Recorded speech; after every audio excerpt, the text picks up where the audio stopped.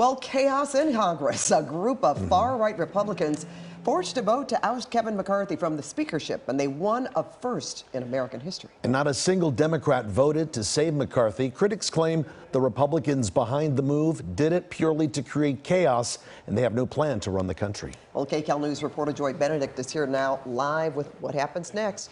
Yeah, I think you said it right the first time. Chaos, that is at least the fear of what happens next. But nonetheless, in January, it took 15 rounds of voting over 4 days for McCarthy to secure the support he needed to hold the gavel. And it took just 269 days for him to lose it. I do not regret negotiating. Our government is designed to find compromise. No regrets is the theme of the night, as former Speaker of the House Kevin McCarthy spoke out after being the first to ever be ousted from the office. My goals have not changed. My ability to fight is just in a different form. The House of Representatives voted him out. 8 Republicans voted to remove him, along with all the Democrats who decided early in the day not to support him. Just a complete lack of trust in him.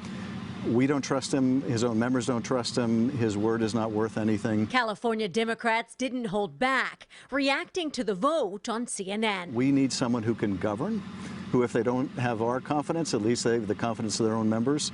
There are too many challenges that the country are facing to have the House continue to be in chaos. What do my constituents think of this? They think it's tragic, and they look at the failures that MAGA GOP has put upon us, and they see this bucket of crabs that keeps trying to pull the rest of the country down into the chaos that they crave. Florida Congressman Matt Gaetz filed the motion to remove McCarthy after the Speaker turned to the Democrats to help pass a short-term spending bill to keep the government open. Saturday, I took a risk for the American public. I could not look the troops in the eye and say I would not pay them. Especially since California has more federal workers than anywhere outside of D.C.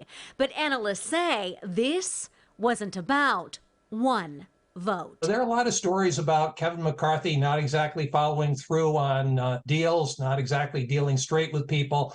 You can't do that as a leader. Your word is your bond, and if people doubt your word, your leadership is on thin ice. But in his hometown of Bakersfield, where he handedly was reelected, Republicans rushed to his defense. Our country is about compromise and slowly making inch-by-inch progress.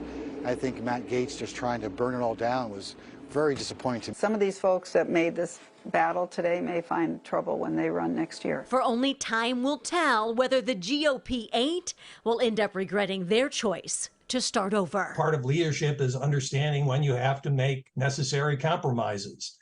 And if the next speaker doesn't understand that, that speaker isn't going to have a whole lot more success than Kevin McCarthy did.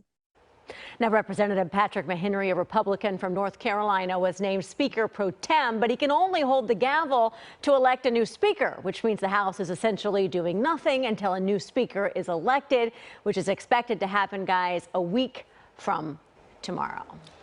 But the chaos doesn't end there. No. There's a congressman that's floating a rumor that he's going to nominate Donald Trump to be speaker. Are there any other names on a on a short list? Joey? There are a whole bunch of names on a very long list, and I think that is the problem and the fear for Democrats is that this is going to go on and on and on because they did this, or they made this decision to oust the current speaker without having anyone in line, a clear decision to replace him. And you got to remember that they voted for a 45-day extension to fund the government only until November the 17th. We're already taking, what, 10 days out of that before they even have anybody elected. And so the clock is ticking.